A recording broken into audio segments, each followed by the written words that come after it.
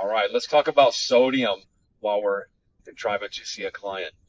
Salt intake, right? A lot of people are scared of it.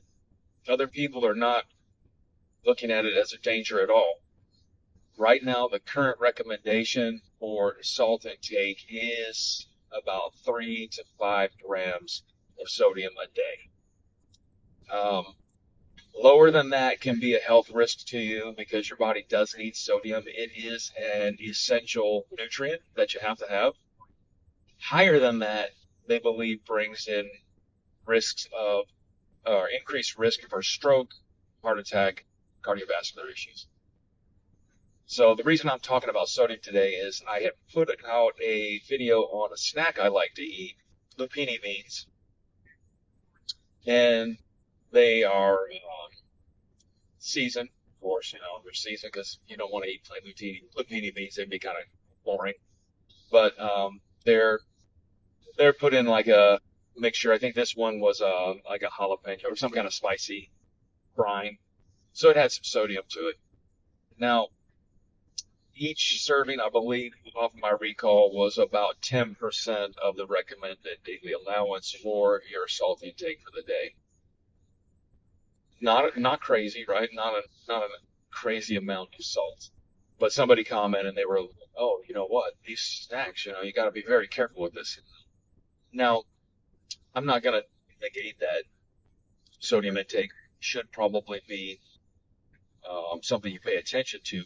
But for most people, their intake anyway is between 3 and 5. Sometimes a little less, but usually between 3 to 5 grams a day. And there's no problems, no real adverse issues with that. But there's a percentage of the population that is salt sensitive or sodium sensitive. And so for them, they need to keep their salt a little lower because it affects them differently than it affects the general population that doesn't have that problem. In China, they average much higher, like well over 6 grams a day. And guess what? The Chinese have a higher incidence of stroke. So this person's comment, I don't discard it or discount it because there does seem to be a correlation through studies that a high amount of sodium ingested per day could possibly correlate with a higher incidence of stroke. And nobody wants that, right? We don't want to stroke out. So I think it's something to be aware of, but I also think you need to understand a little bit more about your salt intake. And when we're looking at it as far as performance, if you're a high performance athlete, salt may be more important. But if you're somebody sedentary and you're sitting around and your diet is not good already, chances are your salt might be higher because you're eating processed foods. Find that, of course, in our fast foods, our restaurant foods, a lot more salt is being used. Think about your salty French fries you get from McDonald's.